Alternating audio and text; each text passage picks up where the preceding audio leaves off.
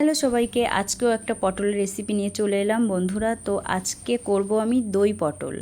তো পটলগুলো এইভাবে আমি কেটে নিয়েছি ছেলে। তারপর এইদিকে হচ্ছে কড়াই গরম হয়ে গেছে, তেল দিয়ে দিয়েছি। তারপর এইদিকে আমি একটা একটা করে পটলও ছেড়ে দিচ্ছি। এই দেখো সবই ঢেলে দিলাম, মোটামুটি ভেজে নেব 70% মতো। এই যে ভাজতে শুরু করে দিয়েছি আমি।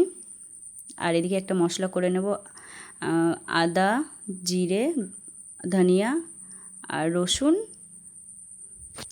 এইগুলো একটা মিক্সিতে একটা মশলা করে নিয়েছি আমি, এই সাইডে রেখে দিয়েছি। আর এইদিকে হচ্ছে পটলটাও আমার ভাজা হয়ে গেছে।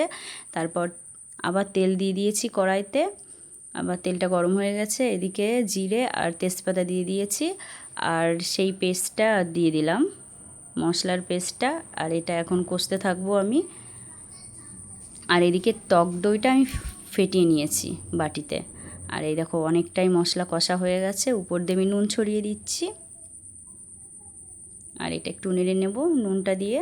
তারপর হচ্ছে একটা টমেটো কুচি দিয়ে দিলাম। তো টমেটো কুচিটা একটু গলতে থাকুক। তো এদিকে দেখো টমেটো কুচিটা গলেও গেছে। তার উপর দিয়ে আমি হলুদগুলো ছড়িয়ে দিলাম, লঙ্কার গুঁড়ো হালকা দিলাম, খুব বেশি না, নাহলে খেতে পারবো না, ঝাল হয়ে যাবে। বিশেষ করে আমার মামাম খেতে পারবে না। আর মশলাটা কষানো হয়ে গেছে, এই দেখো। আবার এদিকে আমি টক দইটা দিয়ে দিলাম, এটা দিয়ে আর একটু কষবো মশলাটা।